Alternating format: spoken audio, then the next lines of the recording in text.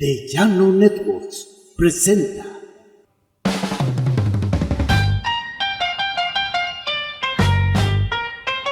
Bienvenidos al show de Mar, sumérgete en un mar de temas, entrevistas y buen humor. Bienvenidos al show de Mar, sumérgete en un mar de temas, entrevistas y buen humor.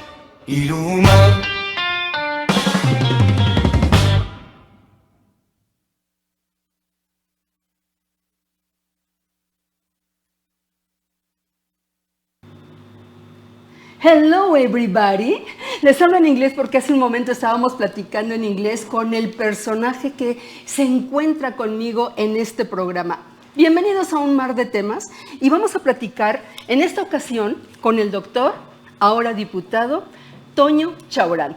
Todo un personaje en Celaya, todos sus alrededores, el estado y mucho más allá.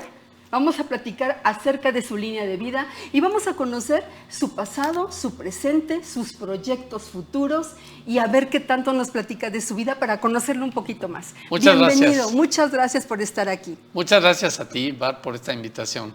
Con un gusto. Al contrario. Y bueno, pues Chaurán es un nombre que de verdad tiene peso desde cuándo. Es más, aquí en Celaya tenemos una calle con el apellido Chaurán, así es que vamos a saber por qué, desde dónde viene, cuál es la raíz, porque muero de curiosidad. Doctor, platíqueme. Fíjate que ¿Aquí nace usted? Sí, un poquito antes del 1900 llegó un Antonio Chaurán Reynaud del sureste de Francia. Hay un lugar chiquito que se llama Barcelonnette, que ahora es un lugar de esquí. Pero es un lugar donde tienen 6 o 7 meses de invierno muy duro. Entonces, muchos barcelonetos, así les llaman, franceses de esa región, vinieron a México. Del puerto de Veracruz, de Liverpool, los Clemente Jacques, muchos franceses se vinieron a México en aquel entonces y se establecieron aquí, hicieron familias. Uno de ellos fue Antonio Chaurán Reynaud, que llegó a México, si no mal recuerdo, 1896. Wow. Y tuvo pues nada más 10 hijos. Nada más. Nada más.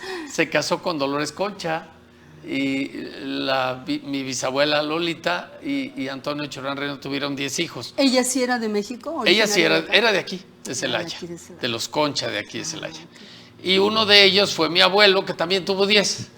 Mi tía Lolita tuvo 15 hijos, los Ortega, mi tío Alberto también un montón, los Chaurán Arzate. Entonces, pues nomás te digo que antes del coronavirus, esto de que impidió tener fiestas grandes y eso, tuvimos una reunión de los Chaurán y fuimos como 500. ¡Ándale! Así que sí qué somos emocionante. Muchos. Sí, somos muchos. Sí, fue una gran reproducción del apellido Chaurán. Sí, eso es una familia que nos queremos mucho, los de la familia. ¿Y quién es el que lleva el título? Precisamente su bisabuelito. Mi abuelo, de la calle Antonio Celaya. Chaurán Concha, era mi abuelo, el papá de mi papá. ¿Y por qué lleva el nombre de la calle? Bueno, mi abuelo fue presidente municipal de Celaya, pero además fue una persona muy querida porque él hizo mucho por Celaya. Él era agricultor y era porcicultor, tenía aves también, pero era un hombre con una extraordinaria conciencia social.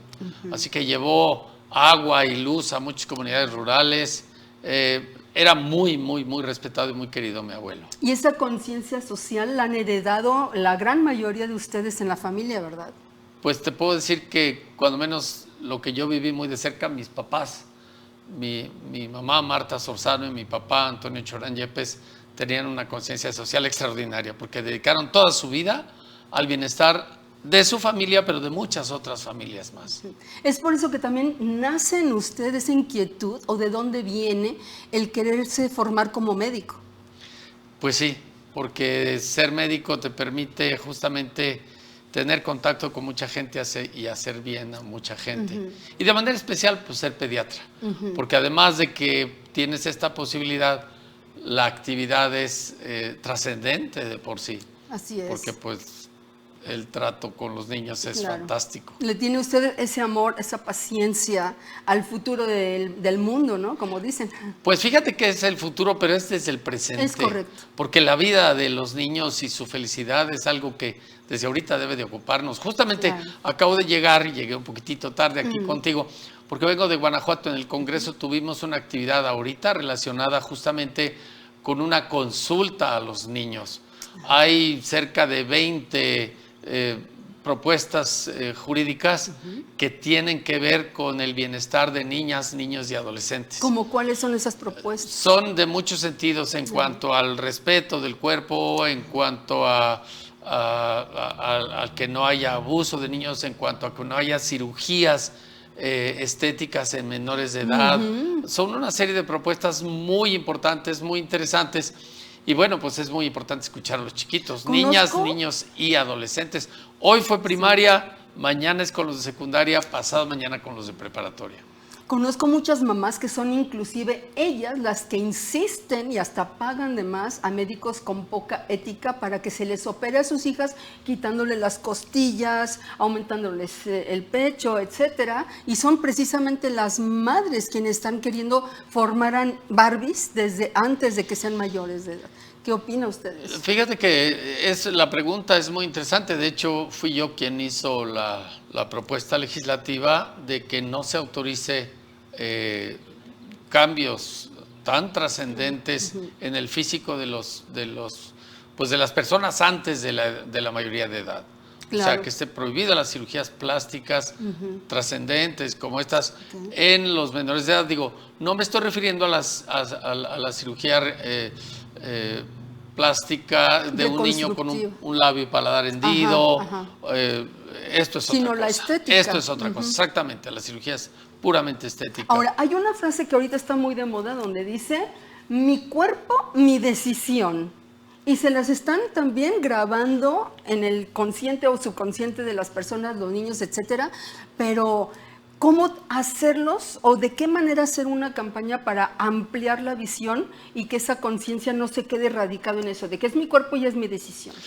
Es su cuerpo y es su decisión, pero los niños deben de tener la madurez necesaria cuando esa decisión implica una transformación. Eso no se debe hacer antes de la mayoría de edad. ¿Y cuáles son las otras propuestas que usted está haciendo como sondeo con los niños, adolescentes también? Bueno, hemos hecho muchas propuestas con los niños respecto a por ejemplo, a evitar las cuestiones de corrupción de menores. Es un tema muy delicado, muy delicado. Y sabemos nosotros que a muchos niños los incautan desde antes para actividades ilícitas.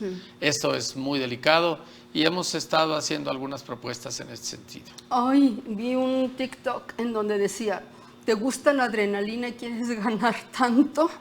Ay, Pues mamá. eso es trágico para... Entonces están como quien dice ustedes despertando esa parte. Despertando eso y despertando la posibilidad de una... por rehabilitación en algunos chicos, en algunos jóvenes que la requieren. Y te voy a decir que hemos estado insistiendo de manera muy importante en lo que es la educación inicial. Considero que la educación inicial es mucho más importante que lo que se ha considerado durante muchos años.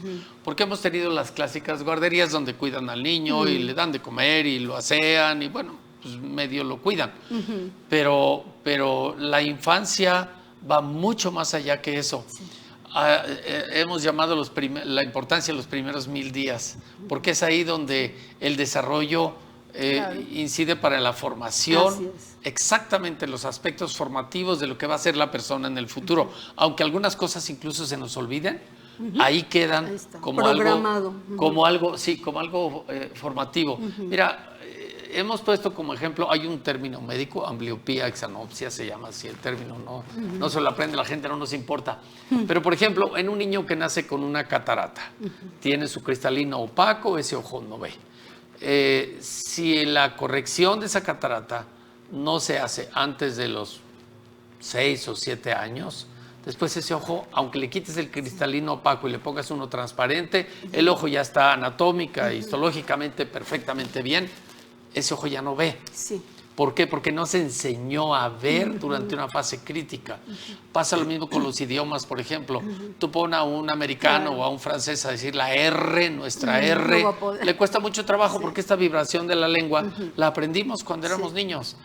Tenemos fases críticas de aprendizaje que hay que tomar en cuenta, porque esto también tiene mucho que ver con la formación de los niños y por eso la importancia de la educación inicial. Sí. Hasta los 7 años un niño va absorbiendo todo lo que oye, lo que escucha, la educación, sus experiencias de vida, y es lo que lo va a ir programando para después tener una adultez ya con esa base que como usted dice, fue la formación. Exacto, ¿verdad? feliz, Entonces, una adultez feliz y con valores, porque es ahí donde se maman, por así decir, los ahí valores. la resiliencia, ¿verdad? Porque todos vamos a estar batallando en la vida, pero si nos enseñan desde chiquitos a tener una perspectiva diferente y ser resilientes, entonces no vamos a ser víctimas de decir, es que yo en la niñez sufrí de esta manera y por eso soy ahora como soy. Nada tiene que ver y hay que tratar de evitar que ese pasado nos defina. Tú eliges en este momento presente, con una conciencia más despierta, qué camino puedes tomar para seguir evolucionando. Entonces, lo apoyo, me encanta la idea, porque como usted lo dijo, en las guarderías mecánicamente atienden al niño, pero también sería muy padre que a esa edad, que son esponjitas, que absorben todo, al mismo tiempo se les estuviera dando esa información que haga seres humanos con esa valentía y con esa evolución, ¿no? Y con valores. Y con, mira, Primero que nada. hace un poquito más de un año tuve la suerte de haber sido invitado por el Partido del Trabajo a una reunión en Monterrey, a un congreso de 3 días sobre educación inicial. Trajeron ponentes y trajeron legisladores pues de 15 países diferentes, había cerca de 2,000 maestros y sobre todo justamente se hizo énfasis en todo lo que es la estimulación temprana. Y a mí pues como pediatra me encantó, todo lo que estaba yo ahí porque yo concuerdo totalmente con lo que ahí se explicó. Entonces es importantísimo. Si realmente queremos hacer un cambio en cuanto a la situación de inseguridad y de violencia y lo que está viviendo no nada más nuestro país, el mundo entero, ahí está la solución, en la formación, en valores, en la familia y en la escuela. Estoy totalmente de acuerdo, porque casi siempre echamos la culpa hacia afuera y lo primero que decimos, estamos como estamos porque el gobierno, pero es que la base de todo es la familia. Claro, ahí está la semilla primera. Si una familia tiene buenos valores, todo lo de afuera, todo lo externo, va a ser muy difícil que penetren ese escudo que primero formaron los valores de la familia. Claro que sí. Ahí es a la inversa. Claro que sí. Lo apoyo en eso, de verdad. Y por cierto, ahora que usted estaba hablando de que cuando nuestro cerebro no comienza a edades tempranas a aprender algo, usted habla 6 idiomas porque se fue muy jovencito a Suiza. Y en Suiza, tengo entendido yo, porque amigas que se han ido a estudiar para allá vienen hablando 5 idiomas o 6. Es políglota usted. ¿Cuáles son sus idiomas? ¿Francés, alemán, inglés, español, italiano? ¿Cuál me falta? Bueno, hablo un poco de suizo, que en realidad es un dialecto que se deriva del alemán. Y conozco un poquitito de japonés. ¡Ay, qué bonito! Un poquito de japonés, es el que menos conozco, pero por ahí me he metido al YouTube a estudiar un poco de japonés. Yo acabo de regresar de Japón y nada más aprendí arigato. Ya se me olvidó, gaisomasu. Gozaimasu. Gozaimasu. Arigato gozaimasu. Ahí es lo único que me aprendí. Es difícil el Arigato idioma. gozaimasu quiere decir Gozaimasu. Muchas gracias. Exactamente. Sí. Con esa intención, ¿verdad? De verdad. Sí. Bueno, sí. doctor, sígame platicando entonces. ¿Usted es el único doctor que existe entonces en la familia? ¿O hay más doctores? En la familia Usted soy fue el único médico. Y luego se Bueno, ya no, miento. Iliana, mi prima, ella es médico también. Entonces ya somos 2 médicos en la familia. 2 médicos. Yo le iba a preguntar que en dónde estaba esa diferencia, o bueno, ya entendí de dónde viene, de médico dedicarse después a lo que es la política. Pero si usted tiene ese sentido de servicio a todo lo que da, es entendible. Mi papá fue presidente municipal y fue diputado local también. Pero sobre todo fue una persona entregada toda su vida como te decía, el bienestar no nada más de su familia, sino de muchas otras. Después de esto fue invitado a Guadalajara para ser director de Banrural de 6 estados, Banrural de Occidente, que son Jalisco, Zacatecas, Nayarit, Colima, Aguascalientes, por ahí me falta uno. Y era una labor extraordinaria, la verdad, extraordinaria. Después se vino como coordinador de desarrollo municipal al estado nuevamente y toda la vida la dedicó a hacer el bien. Y mi mamá igual.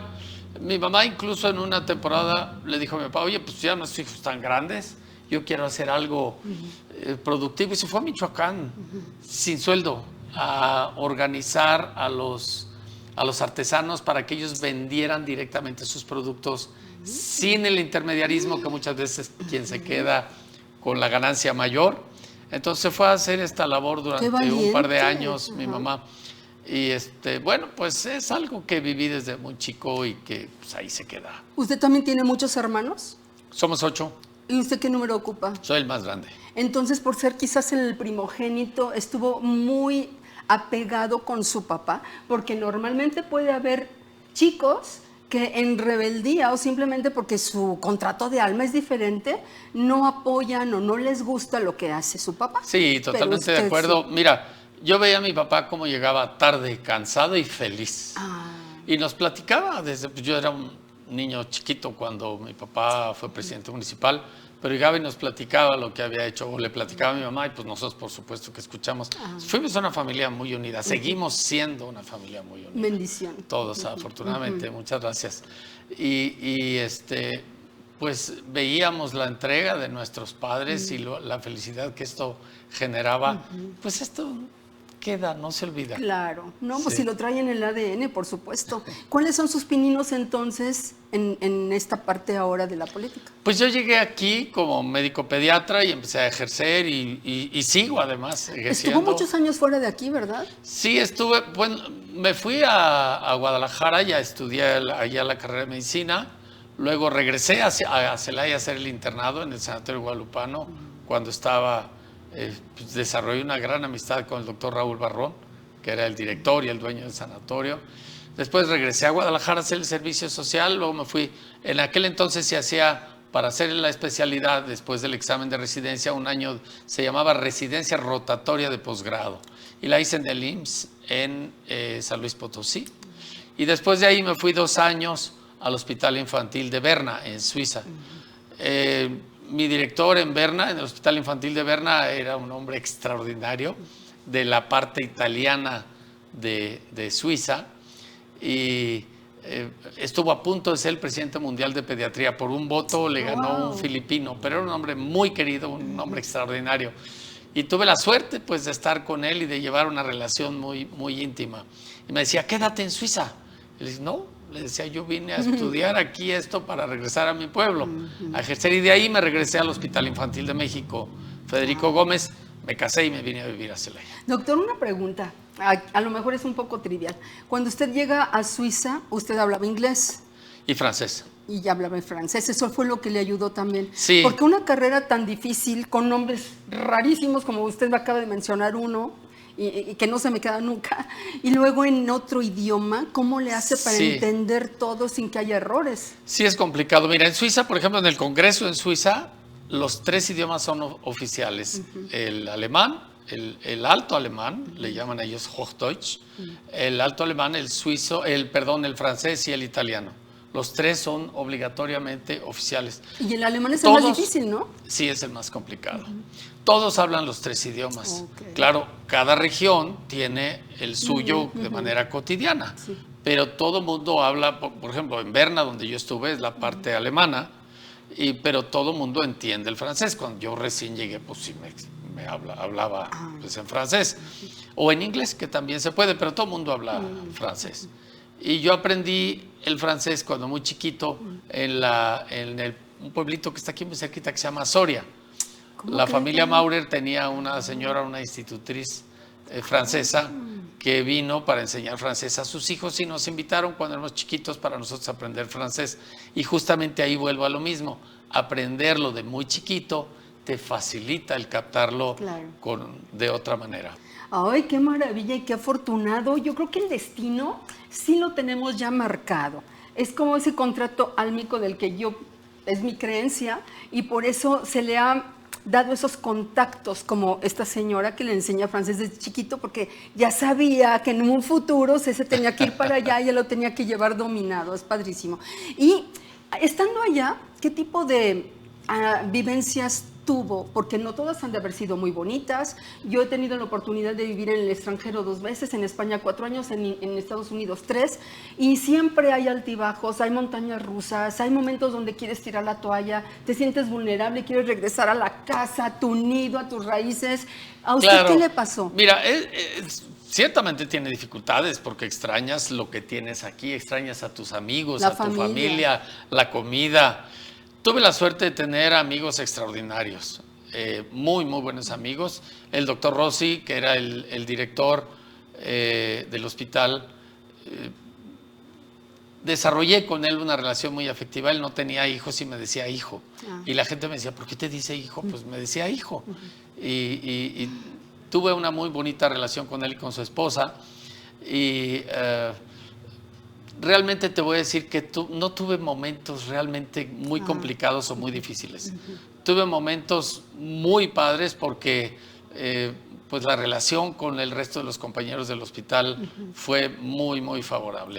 Los suizos son cerradones, no creas, en cierto punto, pero el saber que era de México, no, hombre, se abrían inmediatamente. ¿En serio? Les encanta México. Qué padre. Les encanta México. Tuve No hubo nada de racismo ni nada de eso. Nada en ese sentido. Tuve una amiga, muy amiga, era la directora de genética, de apellido Braga, Susan Braga, que vivió 3 meses aquí con su esposo. Y me dice, los 3 meses más felices de mi vida. Qué bueno. Los viví en México. Qué Le dije, bueno. ¿y qué es lo que más extrañas de México? Me dice, no te vayas a ofender porque extraño muchas cosas, pero te voy a decir qué es lo que más extraño. Que en cualquier esquina puedes pararte y por $1 comprar un jugo de naranja recién hecho. Para mí eso no tiene... Mira, fíjate, qué bonito, entonces se acordaba sí, de eso. sí. Claro, ahorita ya no cuesta $1, pero en aquel entonces sí. Y bueno, pues... Sí, eso no tan fácilmente lo va a ver en otros países, todo está envasado, pero dice, lleno de azúcar. sí vivió en México. Dice, Qué sí padre. vivió en México. Y te digo, tuve una estancia muy, muy, muy padre. Y el doctor Rossi me decía, te consigo trabajo en Nestlé, en Bebey, quédate. Pues le agradecí mucho y me regresé. Ay, Dios mío. Bueno, pero dejó buenos amigos allá. Sí. Estoy segura que todavía puede contactarlos, Sí, claro que visitarlos sí. o que vengan a visitarlos Claro que usted sí. y todo. Muy, Es muy buenos bonito. amigos. Sí. Fíjese que usted tiene un karma bueno y es por eso que las puertas se le han abierto y se le ha facilitado esa parte de la vida. ¿Tiene karma bueno? Eso le ha ayudado mucho. Fíjese que ahora que estuve en Japón venía yo bajando en el elevador con unas señoras mayores australianas y también me preguntan, ¿de dónde eres? Le digo, de México. Me encanta México, queremos visitar México. Y me gusta mucho eso porque aparte de lo que uno llega a pensar que tenemos ahorita una mala fama, porque como usted bien lo dijo, esto es mundial, la violencia es mundial, en todos lados se llega a presentar. Lo que prevalece de nuestro país quizás sea, aparte de todas sus bellezas naturales, sus recursos naturales, es su gente, ¿no? Por supuesto que sí. Fíjate que te cuento una anécdota. A ver. Bueno, primero tuve la suerte de que el primer día que llegué al hospital, me dijeron vamos a rayos X porque en la mañana, a las 7 de la mañana, se veían todas las placas radiográficas y estudios radiológicos que se habían hecho el día anterior. Te pasan y te dicen, este niño tiene una cardiopatía, tal, lo vamos a operar en 8 días, tal, y el siguiente, y al final pasan un caso clínico que, pum, te la pasan, es la última, ¿quién quiere opinar? Y yo lo vi, y yo dije, yo sé lo que tiene ese niño. Y ya empezó a describir la placa, qué tipo de técnica es y todo esto, en francés, porque era mi primer día ahí. Y les dije, si yo estuviera en mi país, pensaría que se trata de una tuberculosis miliar. Y me aplaude. El radiólogo me dijo, es un niño que viene de África, Swiss Air lo trajo ayer, está hospitalizado aquí, en la área de infecciosos, y tiene una tuberculosis miliar. Eso es suerte, es realmente una suerte extraordinaria, pero te abre las puertas.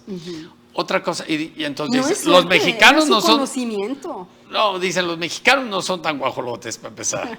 Y segundo, Cuando me regresé, que pues fui a darme una vueltecita antes de regresar y me fui de ride porque no tenía mucho recurso, pasé una frontera y una jovencita que me dio aventón me dice, esta frontera alemana es durísima, durísima. Me dice, no traes drogas, ¿verdad? Le dije, no, nunca he tenido, ni siquiera las he visto para acabar pronto. Estamos iguales, la verdad. Ni siquiera las he visto para acabar pronto. Pero yo me quedé pensando, ay Dios mío, mesera de Ámsterdam, ojalá que ella tampoco traiga. Llegamos y nos sale el visa, un alemán de 2 metros 10, enorme así, dice.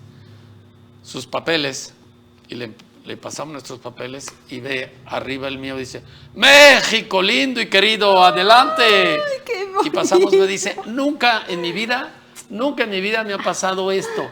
Es extraordinario. Entonces, la imagen de México en el mundo es padre. ¡Ay, qué hermoso! Es padre. Y qué padre anécdota nos acaba de compartir. De verdad, sígase acordando de otras para que nos las siga platicando. ¡Qué bonito! Y mientras yo le voy a hacer, esto es una charla, fíjese que ahorita me recordó, mi papá fue ingeniero civil, pero luego se dedicó toda la vida a ser ingeniero industrial. Él hacía maquinarias agrícolas, deshidratadoras, molinos, bla, bla, bla. Y ahorita ya se retiró. Pero uno de sus trabajadores se fue a vivir a Estados Unidos. Y nos platicó una anécdota también de que se descompuso una máquina en una fábrica donde trabajaban y ningún ingeniero daba, ninguno. Y él, igual que usted, dijo, pues yo me atrevo a decir, porque mi jefe de México me enseñó a que esto se podría arreglar de tal manera, y así fue también, ¿no? Entonces, en México de verdad que tenemos esa sagacidad, esa capacidad, esos conocimientos, también somos muy valiosos, la verdad. Sí, hay que ponderarlo en todo el mundo. Claro que sí, pero la gente de México es muy querida, en todos lados es muy bien vista, muy querida, y les llama la atención y te preguntan una serie de cosas y cómo vive esto y cómo fue esto. La historia de México les apasiona, la historia de México y de Perú. En general a los suizos les llama muchísimo la atención. Sí. Quizá también sus pirámides, su historia, todo, el clima. Todo. El clima tan maravilloso. Y la gente. Vienen muchísimos el turismo suizo a México, creo que sí. ¿Y no han venido a visitar aquellos amigos? Sí, se han venido. Entonces, sí han venido a visitarme. ¿Se ha portado usted un buen guía de turistas? Por supuesto que trato de corresponder hasta donde pueda, porque a mí me trataron extraordinariamente bien. Nunca dije no a una invitación. Oye, vamos el fin de semana aquí a esquiar, a conocer este lago. Nunca dije no.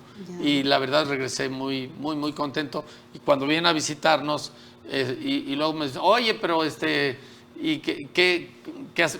Tú transmite en tu país que México es un país bueno, con muy buena gente. Fíjese que también me ha tocado pues conocer temas, como le digo, la vida es así, de personas que han venido a vivir aquí por un tiempo, de España sobre todo. A través de otras amigas me han comunicado que se han ido muy decepcionadas, muy tristes, y muchas de ellas sí pues no han querido volver, ¿no? Ahora sí que de acuerdo a la feria, como te va en la feria, pues hablas de ella, ¿no? Sí, qué mal. Sí, desafortunadamente. Hay que ser buenos anfitriones, porque además pues lo necesitamos. El turismo es una de las actividades importantes para nuestro país. Y entonces, dentro de su gestión, ¿qué es lo que ahorita está planeando? Porque me imagino que usted tiene muy buenas ideas para mejorar nuestro municipio, pero también nos podemos encontrar con grandes barreras, el sistema, o que hay una inercia que es muy difícil de romper. ¿Cómo se siente usted? ¿Se frustra o cómo le hace para poder lograr sus objetivos? Mira, hasta cierto punto sí, a veces es frustrante. Yo pertenezco a 3 comisiones, presido la Comisión de Salud, soy presidente de la Comisión de Salud en el Congreso. De hecho, creo que soy el único médico en el Congreso actual. Y soy vocal de la Comisión de Educación y la de Medio Ambiente, que si te soy franco son los 3 temas que más me apasionan. Okay. Sí. Todos los temas son importantes. Desarrollo económico, justicia, por supuesto que todos son muy importantes. Pero estos temas creo que es donde más conozco y lo que más me apasiona.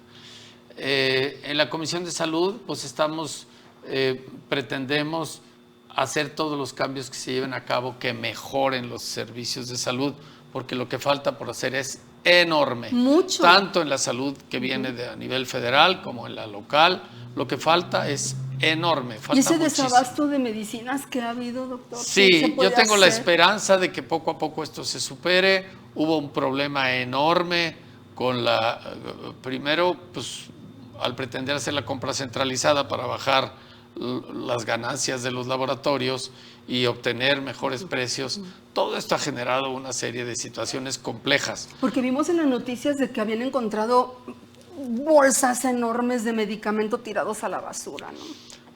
Cuando el problema, hace varios años que no había medicamentos contra el cáncer infantil, pues resulta que encontraron un montón de estos medicamentos en una bodega en Chihuahua que se caducó, para de esa forma presionar al gobierno a cambiar esta estrategia para adquirir medicamentos a precios más reducidos.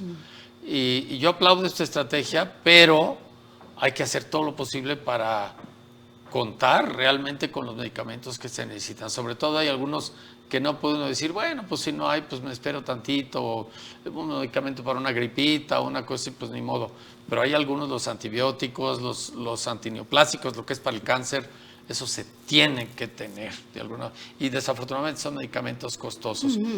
El gobierno del estado en Guanajuato tiene su propio servicio de salud, y no ha habido esa relación con la federación, que los dos tienen sus deficiencias, la salud que viene de la federación, en el IMSS, en el ISSSTE, IMSS Bienestar, y la salud. Lo ideal sería que hubiera una sinergia de los dos sistemas para tratar de mejorar lo más posible. Por ejemplo, cuando el COVID, pues la Secretaría de Salud local se encargó de la administración de las vacunas, pero las vacunas vinieron de la federación. Es a lo que me refiero. Juntar los esfuerzos de los dos para mejorar hasta donde sea posible. Una sinergia de verdad. Sí, que los hospitales tengan los recursos de la forma más adecuada, el número de camas. Aquí en este hospital a lo mejor tengo 10 camas disponibles y acá está sobresaturado. No, estoy muy contento de que venga la posibilidad de tener un solo sistema de salud. ¿Hay deficiencias? Por supuesto que hay enormes deficiencias. Lo que falta por hacer es muchísimo. Pero tengo la esperanza de que esto poco a poco se vaya pudiendo resolver. Y un solo sistema de salud en todo el país, para mí, sería lo ideal. Ojalá que mejore. Esto no quiere decir no estoy diciendo que estemos bien. Repito, claro, falta muchísimo por hacer. ¿Y usted ha detectado cuál es el meollo del problema que se pudiera desanudar ahí para poder fluir por fin? ¿El comportamiento humano? Son muchas cosas, son muchos factores. De los medicamentos, por ejemplo, pues la distribución es un cuello de botella, porque se adquieren los medicamentos, pero luego distribuirlos. Entonces dijeron, ok, los laboratorios se van a encargar, sobre todo algunos medicamentos, de distribuirlos directamente. Los laboratorios fallaron. Hicieron un convenio original y muchos de los laboratorios fallaron en cuanto al suministro y en cuanto a la distribución. Por eso es que yo creo que poco a poco esto va a poderse ir resolviendo. Ahora, la corrupción, pues por supuesto que sigue habiendo corrupción. Y seguirá en todos los habiendo niveles. parte de la Yo humanidad. espero que poco a poco esto se pueda combatir. Claro. ¿Por qué? Porque sigue habiendo corrupción. Cuando alguien dice ya acabamos con la corrupción, digo, por favor, no, eso no hay que decirlo nunca. Claro. Sigue habiendo en muchos niveles y en muchos casos ¿Y en corrupción. el rubro del Y hay medio que, ambiente? pero hay que denunciarla. Si no, no vamos a poder salir. Cuando uno sabe que hay alguien corrupto, hay que denunciarlo. Porque si no, esto, pues, si hay impunidad, esto nunca se va a corregir. Es que a veces cuando uno denuncia y que vemos que es más problemático denunciar, mejor la gente ya no hace nada, pero es un círculo vicioso que hay que romper y convertirlo en virtuoso. En virtuoso, ¿no? Hay que denunciar. Doctor, y en el rubro del medio ambiente, ¿cuál es su...? El rubro del medio ambiente es enorme también lo que falta por hacer, porque pues lo estamos viviendo, estos calores son irregulares. Y a mí me duele tanto el planeta, la verdad, cuando hemos visto documentales en donde se ven tiraderos enormes de ropa, de dispositivos electrónicos, de plásticos, que están matando a todos los seres vivos del agua, de la tierra, de lo que sea.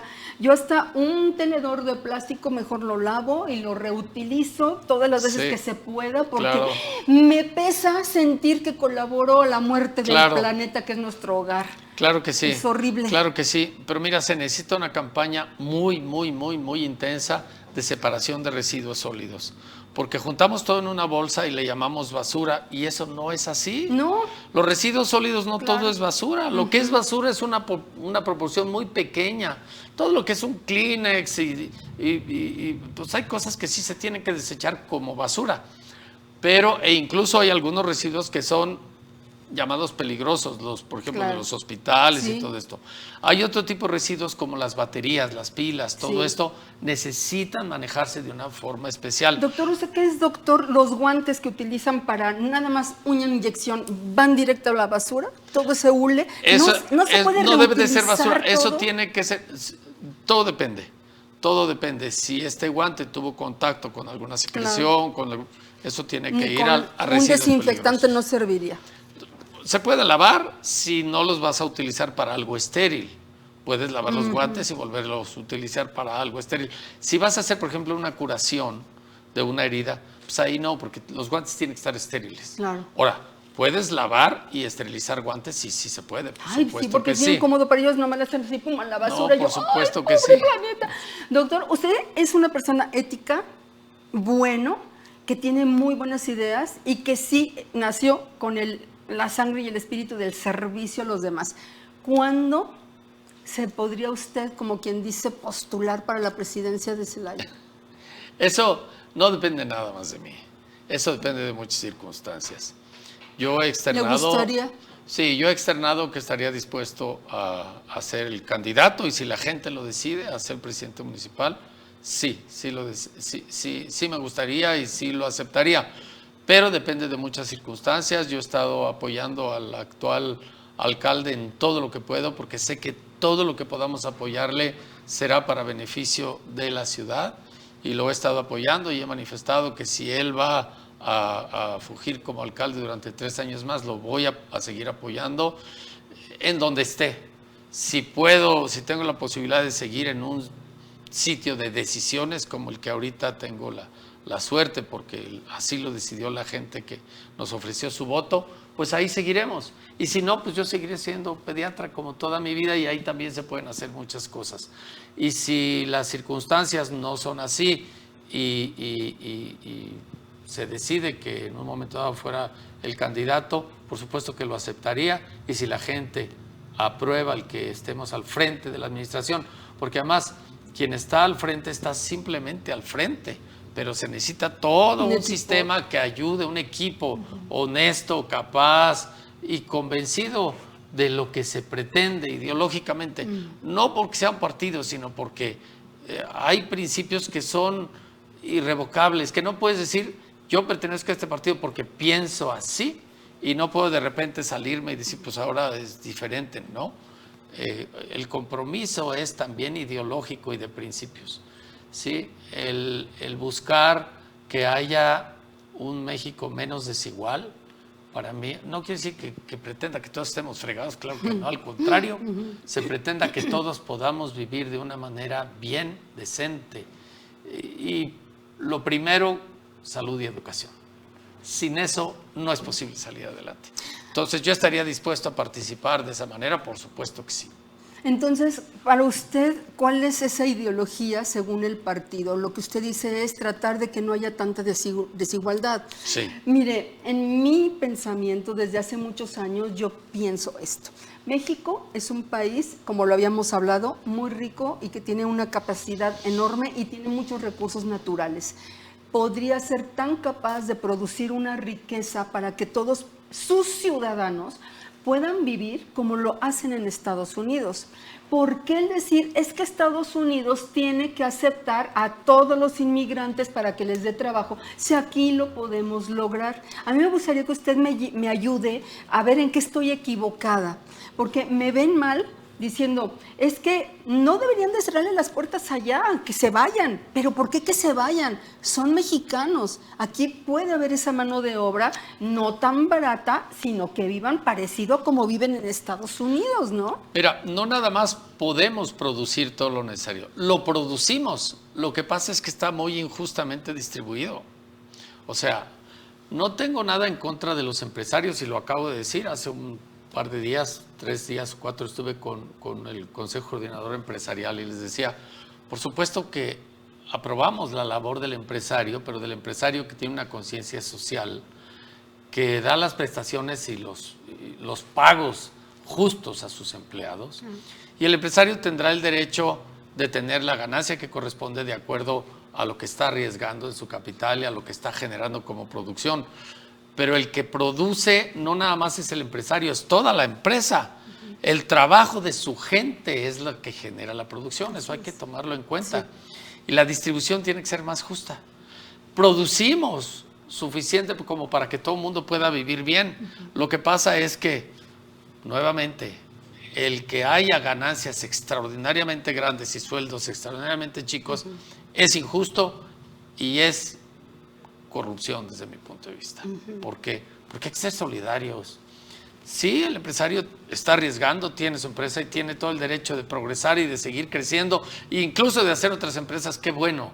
Yo recuerdo a Rubén Galván, un empresario, era un amigo mío extraordinario. Hizo un club para las familias de sus trabajadores. Ajá. Como lo tuvo J.M. Romo en Aguascalientes. Pues sí, aquí tenía un club con una alberca grande, con canchas de básquet, con talleres a las esposas. ¿Por qué? Porque la empresa va preparando a sus trabajadores a que vayan mejorando. Y la esposa, si se queda en casa, se queda. Entonces se necesita que toda la familia evolucione de otra forma. Rubén Galván tenía una concepción extraordinaria de esto y de la responsabilidad social de una empresa. Entonces, tenemos empresas responsables aquí, por supuesto que las hay.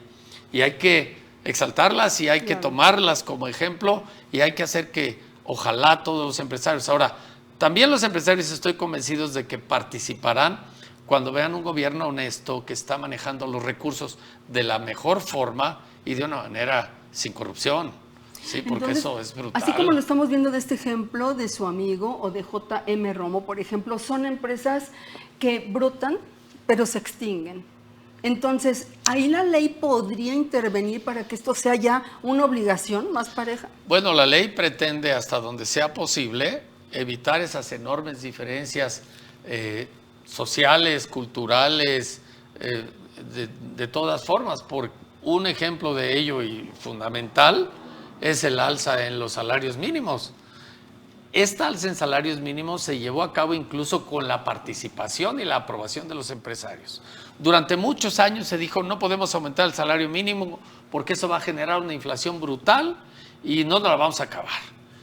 Se rompió el paradigma, ese paradigma se rompió desde el sexenio anterior y ahora pues 13.4 millones de personas dejaron el percentil por abajo considerado dentro de la pobreza y están en el percentil que sigue, o sea, dejan de ser pobres, tienen cuando menos lo elemental, lo esencial para llevar su vida de una manera más decente. Y ojalá pudiéramos que estas personas subieran todavía un poquito más y que todas las que siguen abajo lograran subir. Por eso es que las leyes tienen que ir en ese sentido, la regulación del outsourcing, el aumento del salario mínimo y a algunas otras prestaciones que se deben de buscar para que por ley se tenga ese derecho. Y repito, nada contra los empresarios solidarios que son justos en sus empresas. Quisiéramos muchos de esos. ¿En Celaya los tenemos? Sí, hay algunos, por supuesto que hay algunos. Ojalá que todos tuvieran una conciencia social que hiciera que esto pueda salir adelante. Y doctor, de todas estas cosas que usted viene promoviendo o que le gustaría que así fueran, pero se encuentra con la principal barrera, ¿qué ha sido? Con lo que choca y de plano de ahí no puede avanzar. Hay algunas cosas que nos convencen y que, bueno, pues las diferencias partidarias a veces son drásticas, ¿verdad? Porque hay algunas propuestas del partido al que pertenezco que no son aprobadas, ¿sí? No quiere decir que en el partido o el grupo al que pertenezco todos sean hojuelas y todos seamos correctos, por supuesto que no. En todos los partidos políticos hay gente buena, hay gente que busca el bien y hay gente que no. ¿Su propio bien nada más? Pero cada partido tiene fundamentos y al que yo pertenezco, este movimiento de regeneración nacional o Morena o como le queramos llamar, tiene los principios por el bien de todos, primero los pobres, y vuelvo a lo mismo, dar la mano al que se quedó atrás para que caminemos juntos todos para adelante. Esa es la esencia fundamental de este movimiento. Que dentro del movimiento hay gente innombrable, por supuesto que la hay, y nos avergüenzan incluso. Y decimos, ojalá que algún día tengamos posibilidad de que esas personas no pertenezcan al movimiento. ¿Por qué? Porque contaminan. Pero eso no quiere decir que todo el movimiento esté mal, por supuesto que no, y lo estamos viendo. Eso que te decía yo, tenemos deficiencias, tenemos áreas de oportunidad, muchísimas, pero 13.4 millones de personas que dejan la pobreza, eso para mí suficiente para justificar seguir en este movimiento que me convence. Ahora, doctor, por ejemplo, el ayudar a algunas personas de manera casi gratuita, por ejemplo, a los chavos, sobre todo a ellos, que se les da un apoyo, pero que no se les está enseñando a un esfuerzo para que ellos sigan adelante también produciendo, sino que están acostumbrados a recibir nada más porque sí. Esto no es así, No te es voy a hacer así. la aclaración. A ver. Me supongo que te refieres al programa que se llama Jóvenes Construyendo el Futuro. Este programa se da durante un año solamente y se le da a los jóvenes que están contratados por una empresa para que durante ese año, o sea, el joven llega y le dice a la empresa, quiero trabajar contigo. Y la empresa dice, ¿qué experiencia tienes? No, pues ninguna, todavía no he trabajado. O acabo de salir de la universidad, o no he trabajado, lo que tú quieras. Entonces, pues no tienes trabajo conmigo. Aquí lo que se pretende es que durante un año este joven trabaje con la empresa para que se enseñe a hacer lo que la empresa necesita y entonces la empresa incluso tiene la ganancia de que el gobierno durante todo ese año le da un sueldo mensual a ese joven para que al final siga trabajando en esa empresa. Después de ese año ya no le da nada. Okay. Es un solo año, se le da una mensualidad Y mientras para está que trabajando. mientras está trabajando. Hay un convenio entre la empresa, el gobierno y el joven trabajador. Si tomamos en cuenta que es justamente en estas edades donde son sustraídos estos jóvenes para irse a cuestiones ilícitas, esto es algo extraordinario. Y además, te quiero decir que el 65% de estos muchachos después siguen en la empresa que les contrató. Es un porcentaje, tú dices, si el otro 45%, ojalá fuera más alto todavía el porcentaje, pero hasta ahorita allí vamos. Entonces el otro 45%, bueno, no se le da ese dinero al joven que ahí se quedó. No dudo que de repente hay alguna empresa que no sea suficientemente responsable, que lo contrate, le dice, ay, tú te quedas y me das una lana y tú... Sí, seguramente lo habrá. Desafortunadamente. Vuelvo a lo mismo. ¿Corrupción existe? Sí. Pero la mayor parte de las empresas están llevando a cabo el procedimiento como Dios manda y tan es así que el 65% de los muchachos siguen en la empresa. Y la verdad es que como todo está cambiando, ahora dicen que los chicos ya no quieren trabajar, ya no quieren esforzarse, hay mucha rotación de personal en todos lados porque quieren ser influencers y ganar el dinero más fácil, ¿no? Entonces sí, este cambio de cultura, no sé si los ha llevado a través de todo lo que vemos aquí. Es la falta de educación en valores, en Ajá, principios. ajá. Y por eso insisto en la educación inicial, porque ahí es donde se mama todo esto. Ahorita es más importante tener que ser. Sí, Para muchos jóvenes es ándale. más importante tener que ser Así es. el último carro, el último, Claro. el iPhone más nuevo, aunque sea mucho más costoso, y cambiarlo cada 6 meses o cada año cuando menos. El tener una novia muy guapa con características, ya sabemos cómo. En fin, el traer un coche o hasta un arma. Sí. Todo eso, pues ¿de dónde deriva? Fíjese, doctor, Pues- yo soy psicóloga y he escuchado en los casos que me dicen, es que para que te traten bien, tienes que aparentar que tienes un estatus alto porque como te ven, te tratan, ¿no? Entonces, ese es su pensamiento de las personas, que teniendo todo de marca, los van a tratar bien. Pero por dentro, ¿qué onda con los valores? Hay muchos huecos ahí. Los valores. Eso es fundamental. Eso es fundamental. Lo importante es la percha, aunque traigas algo que te compraste en un lugar barato, sin marca, y lo que importa es lo que uno, como esencia, estás llevando hacia afuera. Sí. No de afuera hacia adentro.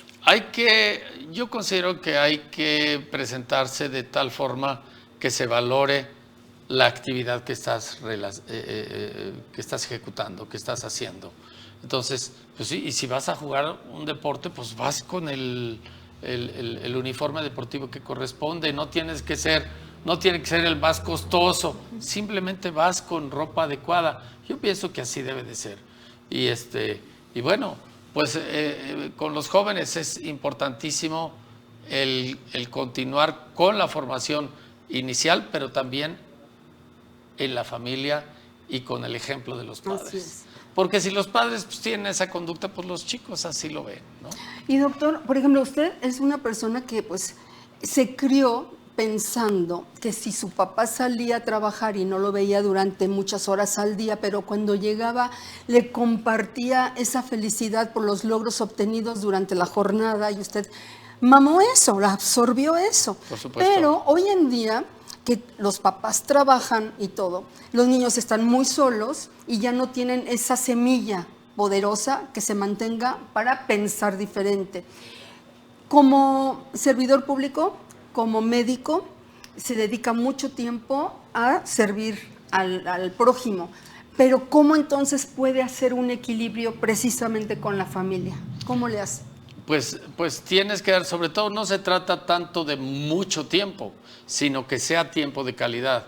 Si el tiempo que estás con tus hijos sacas el celular y estás viendo el celular, pues ese no le estás dando el tiempo al niño.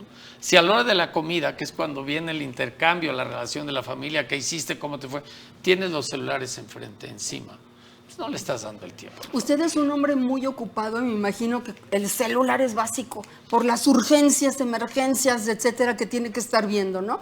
Pero sí se da el tiempo de guardarlo para convivir y conectar. Por supuesto, tienes que hacerlo. Si estás en una convivencia íntima, pues te puedes desconectar un momento. No se va a acabar el mundo. No se va a acabar. Y después tendrás que revisar si tienes algo que amerite responderlo de manera inmediata. Y más si eres pediatra. Claro. ¿Verdad? Entonces debes de procurar. ¿Sigue ejerciendo ahorita como pediatra? Sí. Te voy a decir que a veces vienen horas de trabajo continuo y no te da tiempo de meterte, pero procuras que en cuanto tengas la posibilidad, incluso ves de dónde viene, quién dice esto, espera. Ah, aquí. Doctor, porque Ramiro tiene fiebre. Contestas hasta donde se puede y a la brevedad posible. A veces no es tan posible, pero si, por ejemplo, estoy en sesión plenaria en el Congreso, ese ahorita es mi principal trabajo, no contesto el teléfono. Así es. No contesto el teléfono. ¿No se ha visto usted sobrepasado, saturado de tantas cosas que hace? ¿Cómo puede nivelar su estrés y mantenerse como lo vemos, saludable, fuerte, sin sueño? Porque ustedes duermen poco, ¿no? Pues sí, debemos procurar dormir suficiente para tener la mente con una respuesta adecuada para lo que estás analizando. Pero sí, en general, pues no es tanto lo que tenemos de tiempo libre.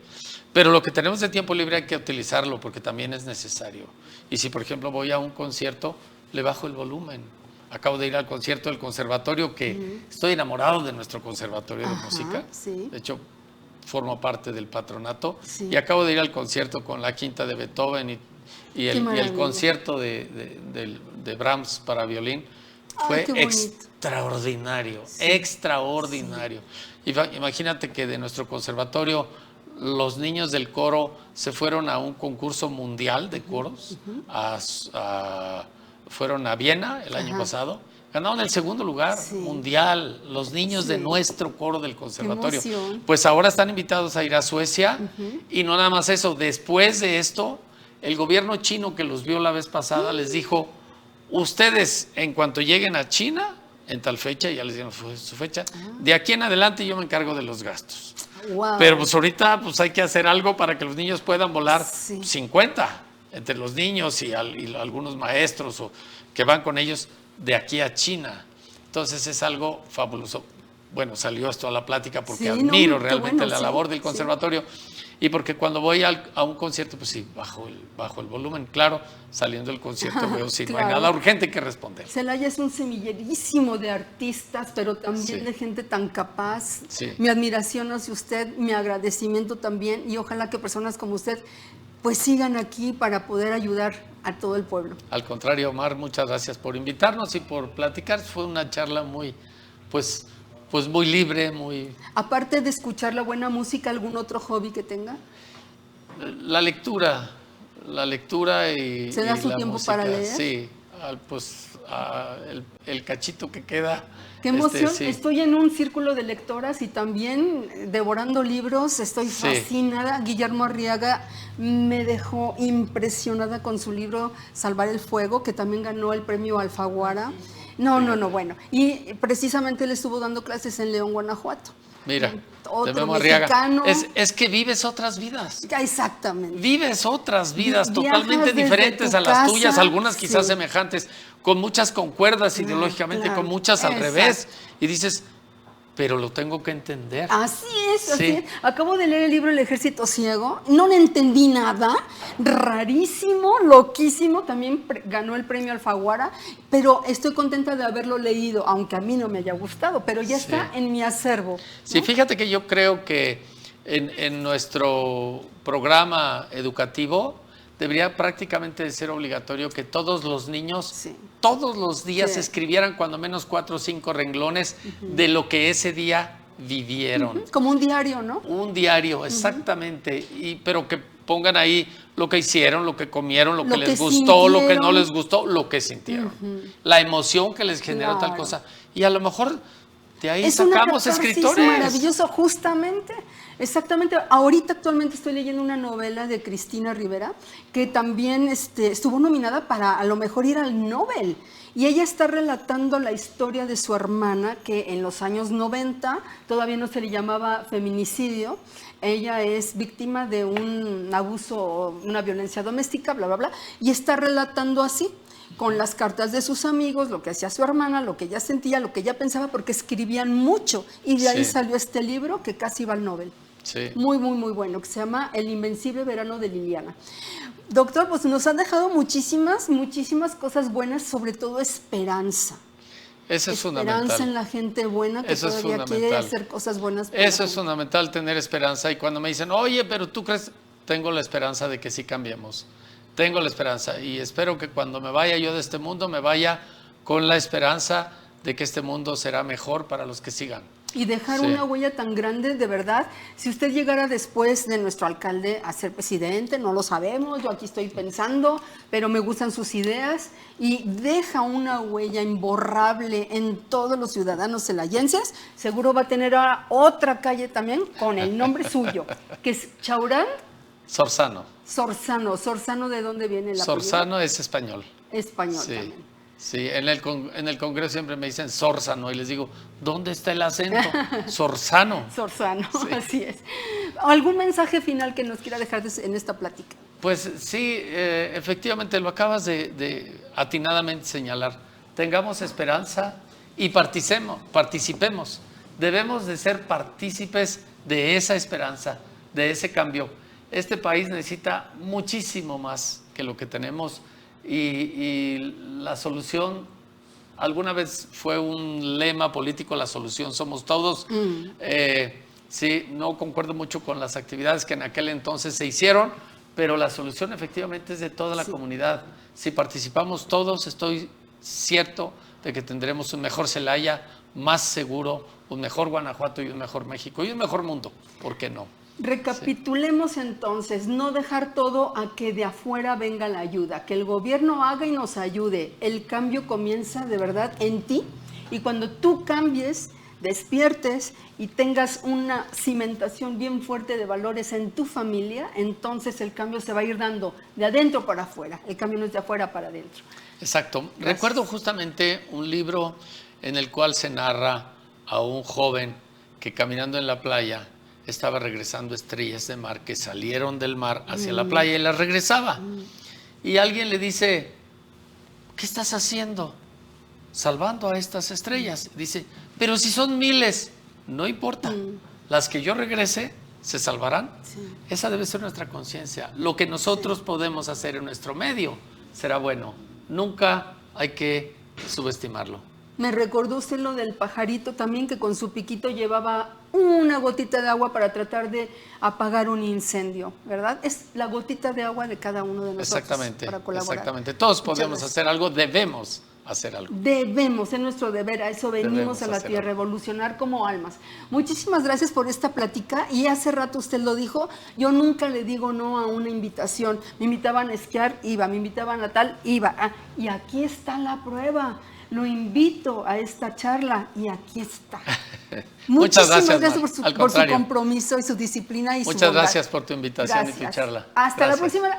Esto fue un mar de temas. Yo los espero en la próxima, otra vez con un invitado muy, muy interesante para conocer más de su pasado, presente y proyectos futuros. Mientras tanto, yo les dejo un mar de besos. Hasta la próxima.